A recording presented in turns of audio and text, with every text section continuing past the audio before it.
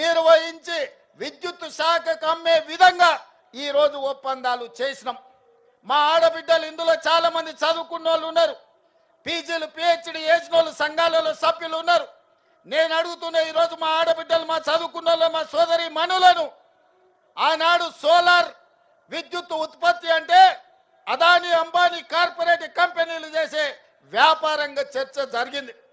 నేను ఇవాళ మిమ్మల్ని అడుగుతున్నా, అదానీ అంబానీలతో మా ఆడబిడ్డలు పోటీ పడి సోలార్ విద్యుత్తును ఉత్పత్తి చేసి 1000 మెగావాట్లు ఈరోజు రాష్ట్ర ప్రభుత్వానికి సరఫరా చేసే ఒప్పందాన్ని ఈరోజు మా ఆడబిడ్డలకు అప్పచెప్పినము అంటే ఈ రాష్ట్ర ప్రభుత్వానికి మా ఆడబిడ్డల మీద ఉన్న విశ్వాసం, నమ్మకం.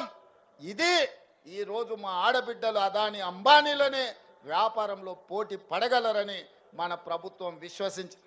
ఇదే కాదు, మా మిత్రుడు పొన్నం ప్రభాకర్ గారు వారి శాఖ, రవాణా శాఖ, ఆర్టీసీలో బస్సులు ఎవరెవరో పెట్టుబడిదారులు కొని ఆ బస్సులు ఆర్టీసీలో కిరాయికి పెడితే వాళ్ళు ఎవరో లాభం పొందుతున్నారు. అందుకే మిత్రుడు పొన్నం ప్రభాకర్ గారితో మాట్లాడి, మీరు మీ ఆర్టీసీలో బస్సులు ఎవరికో లీజులకు ఇవ్వడం కాదు, మా ఆడబిడ్డలతో బస్సులు కొనిస్తాం, 1000 బస్సులు మా ఆడబిడ్డలతో కొనిచ్చి మీ ఆర్టీసీకి అద్దెకిస్తాం, తీసుకోవాలని చెప్పి వారితో మాట్లాడిన. వారి శాఖ ఎండి సజ్జనార్ గారు వాళ్ళందరూ ఆలోచన చేసి ఈ బస్సులు ఈరోజు ఇస్తున్న బస్సులు ఆషామాషి బస్సులు కాదు, ఎలక్ట్రిక్ బస్సులు ఇప్పుడే 150 బస్సులు ఇక్కడనే ఇదే పరేడ్ గ్రౌండ్ లో మీ కళ్ళ సాక్షిగా ఈరోజు బస్సులను ప్రారంభించుకున్నాం.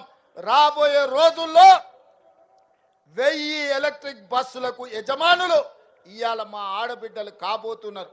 ఎవరో పెద్ద పెద్ద ట్రావెల్స్ వాళ్ళు చేసే వ్యాపారం, డబ్బులున్నోళ్ళు, కేసీఆర్ బంధువులు ఆర్టీసీలో అద్దెకు పెట్టుకునేది. కానీ ఇవాళ మా ఆత్మ బంధువులు, మీరు పేగు బంధం ఉన్న మీ సోదరుడు ఇవాళ తెలంగాణ రాష్ట్ర ముఖ్యమంత్రిగా ఉన్నాడు కాబట్టే ఈరోజు మా ఆడబిడ్డలకు 1000 ఆర్టీసీ ఎలక్ట్రిక్ బస్సులు అద్దెకిచ్చి ప్రతి నెల లక్షల రూపాయలు సంపాదించుకునే అవకాశం ఈరోజు మా ఆడబిడ్డలకు వచ్చింది అనంటే మీ ఆశీర్వాదం, మీరు అండగా నిలబడబట్టే. ఆనాడు చంద్రశేఖరరావు మొదటి 5 సంవత్సరాలు ఒక్క ఆడబిడ్డను కూడా మంత్రివర్గంలో తీసుకోలేదు. కానీ ఈనాడు కొండా సురేఖమ్మ, సీతక్క ఈరోజు మంత్రివర్గంలో ఉండి ఆడబిడ్డల ప్రతినిధులుగా మీ తరఫున మాట్లాడి, మీ తరఫున కొట్లాడి, మీ సంక్షేమం కోసం, మీ అభివృద్ధి కోసం, మీ ఆత్మ గౌరవం కోసం నిలబడ్డారు. ఇవాళ మహిళా కమిషన్ నుంచి మొదలు పెడితే కార్పొరేషన్ల వరకు ప్రతి ఒక్కరిని ఈరోజు మన ప్రభుత్వం మహిళలకు సముచితమైన స్థానం ఇచ్చింది.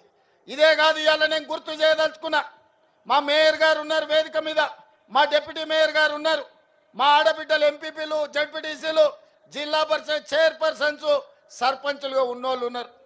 తల్లి, ఆనాడు మీకు పరిపాలనలో భాగస్వాములు కావాలి, మీ చేతిలో అధికారం ఉండాలి అని రాజీవ్ గాంధీ గారు కలలు కని స్థానిక సంస్థల్లో మహిళలకు మహిళా రిజర్వేషన్ తెచ్చింది. కాబట్టి ఈ రోజు ఆడబిడ్డలు జిల్లా పరిషత్ చైర్పర్సన్స్, మేయర్లు, మున్సిపల్ చైర్పర్సన్స్, జడ్పీటీసీలు, ఎంపీటీసీలు, సర్పంచులు అవుతున్నారు.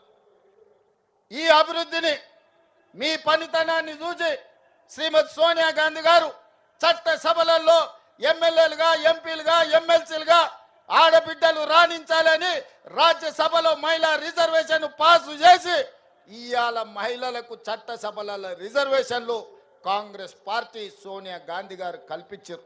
ఇక్కడ ఉన్న మా ఆడబిడ్డలందరికీ నా సూచన ఒక్కటే, రాబోయే ఎమ్మెల్యే ఎన్నికల్లో, ఎంపీ ఎన్నికల్లో 33% మహిళలు ఎమ్మెల్యేలు, ఎంపీలు కాబోతున్నారు.